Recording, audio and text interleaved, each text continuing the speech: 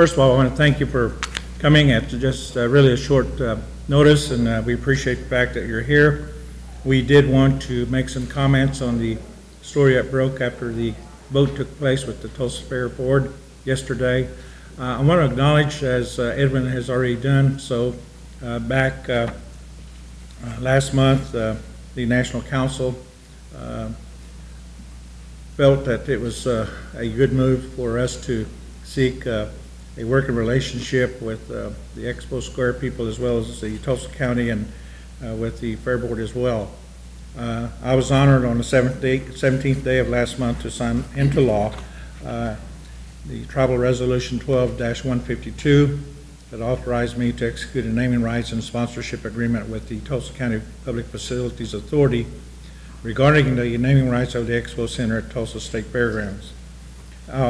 One of the questions that was asked, or has been asked, is why the Muscogee Creek Nation would want to basically go in partners with not only Expo Square, but with Tulsa County and the Fair Board as well.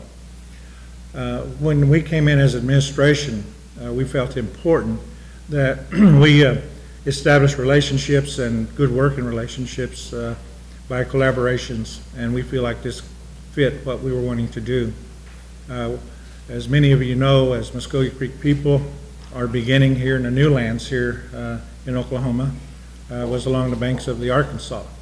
So we felt important to make this agreement come to fruition.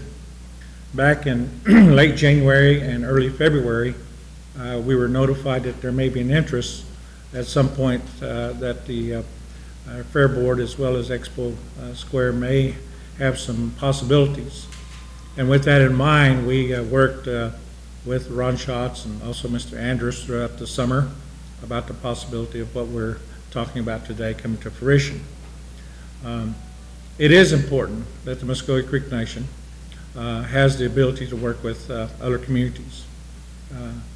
The only opposition that we had on the council, and it was done in a form of I would say a athletic competition, would be that some of our OSU people, because of Ron's affiliation with OU, didn't vote against it, but they talked a little bit about it. That was the only negative, and very lightly at that. We know that initially when we did the gaming compact, that there was some concern with the Horse Racing Association here in Oklahoma about the loss of revenues to them. The Osage, the Muscogee Creek, and the Cherokees got together and basically fostered an agreement with the Tulsa County Fair Board Authority and others to allow for this very unique relationship. As you know, there were some issues with the compacts across the state of Oklahoma because of we didn't want anybody to more or less be left out of the picture, if you will, but being able to work together. Muscogee Creek Nation certainly was one of bigger providers, and I use that term very loosely in terms of funding because of the compact to the racetrack there at the Fair Meadows. And the question is, who benefits? I think everybody benefited that had a hand in that whole thing. Because of the expansion of Indian gaming, not only here in Oklahoma, but across the country, it did, as we see today, that it did hurt the horse racing industry. However, we feel like that that particular part of it is going to be continuing in other places. I know it's been a tremendous effort on the part of Mr. Schatz and others affiliated with Fair Meadows to keep races going there live, but it just got to a point where they were seeking other ways to where they can have a revenue stream and how everybody could benefit. In visiting with Ron just a few minutes ago, he said that he talked to Chief Baker yesterday. Last week we were at a national conference out in Sacramento. I did speak with Chief Red Eagle Chief Redico, when I left, had a big smile on his face. That told me that it was going to be okay, Ron. And I'm sure that Chief Baker felt the same way this morning. I have to also say that the Muscogee Creek Nation has always supported the horse racing industry. We have many of our tribal members who are in the industry, who also raise horses and whatever it takes in that industry to be a part of it. So to see this day come to fruition, that doesn't necessarily mean that it's a bad thing. We feel it's a win-win. We were a big part of what was going on in that area in terms of being part of the fair every year, as Mr. Andrus knows.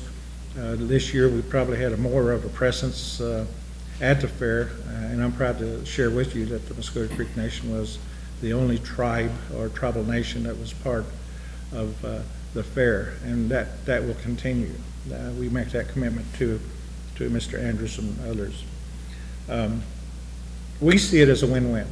As you know, for a number of years now, Quick Trip has had the naming rights, and anytime you see any kind of promotion, Quick Trip certainly is mentioned. And we saw that as an opportunity for the Muscogee Creek Nation to not only promote whatever is going to be going on within the Expo Center, but promoting ourselves and promoting the fact that we are willing to work with other communities that we share them. We're going to use it as a marketing tool, not only for the nation, but for everything that's involved with the Expo Square, as well as some other facets of that area. Now, I want this to go on record. I'm going to say it with emphasis. Muscogee Creek Nation will not be building a casino at that site. We have a premier gaming venue at 81st and Riverside. Our target will be to improve and go to the next phase of that facility in terms of what we do there. It's important to let you know that this would not happen if it hadn't been to work for a number of people. We three sitting up here are the ones that may probably get the pats on the back, but they would agree with me that there's other people in the background that work real hard to see that this came to fruition. I guess the bottom line is the question I was asking, why is it that the Muscogee Creek Nation decided to enter this deal? Well, basically it's a win-win for everybody. We're fortunate, we're blessed at Muscogee Creek Nation that we could do this. It is within the original jurisdiction of our first settlement here. That's important to us.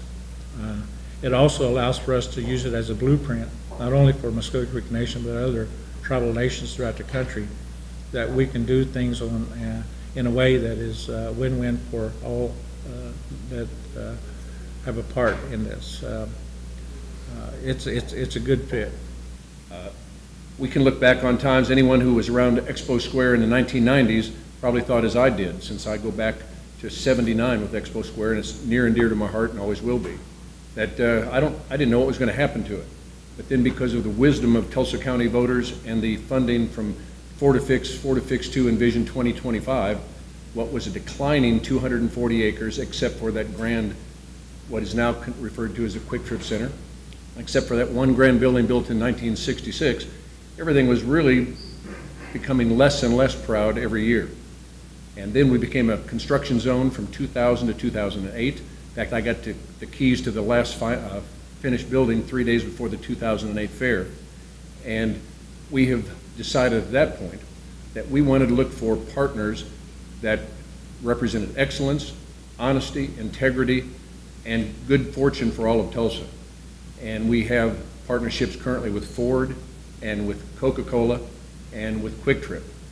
And I can't think of better names to add to that, the Muscogee Creek Nation.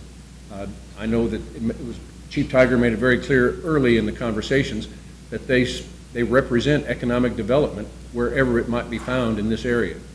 And that's best represented by good, solid businesses, employment, and education. And that's what I think Expo Square represents also in its 400+ events each year. So to say we're excited is an understatement. Again, we pride ourselves in being good partners and good citizens in Tulsa County, And the Fair Board, represented by 5 members, and 3 Tulsa County Commissioners, wanted to make sure that I told you in the strongest possible terms, Chief Tiger, that they appreciate this, this budding partnership / friendship / business agreement between Expo Square and the Muscogee Creek Nation. Thank you.